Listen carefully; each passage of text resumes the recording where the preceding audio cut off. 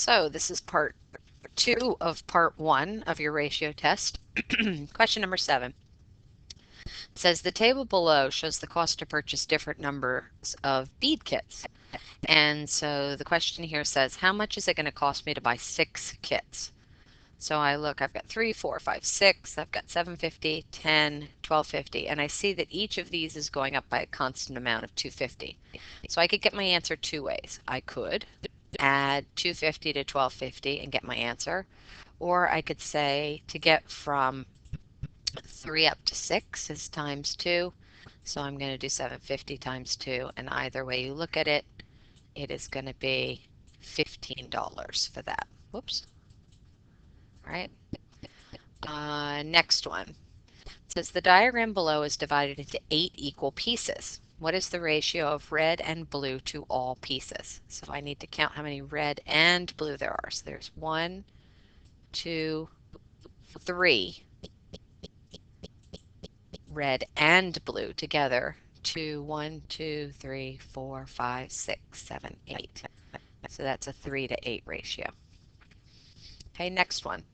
The tennis team won 8 matches and lost 4. What is the ratio of losses, which is 4, to the total number of matches played? So they played 8, but they lost 4, which means that they played 12 in all. So it's a 4 to 12 ratio.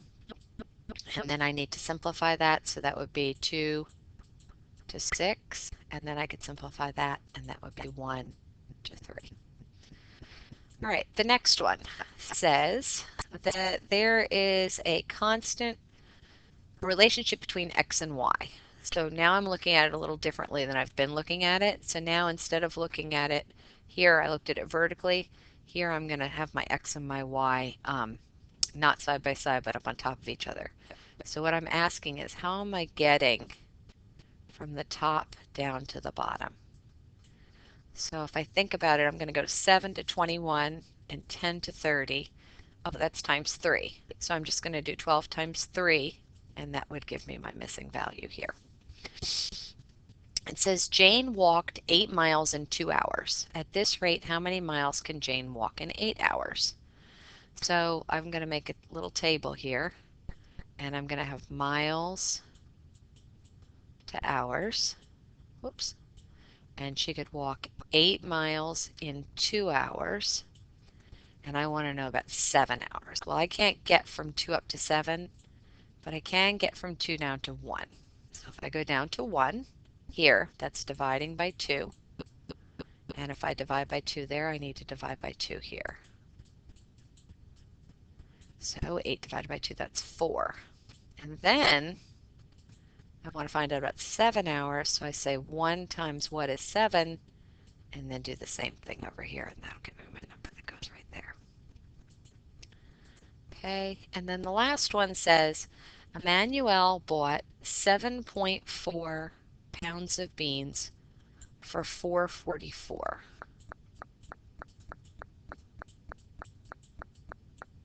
How much did he pay for 1 pound of beans? So I want to know about 1 pound. So I need to divide by 7.4. And if I do it there, I need to do it here also. So I'm going to change slides, and I'm doing 4.44 divided by 7.4.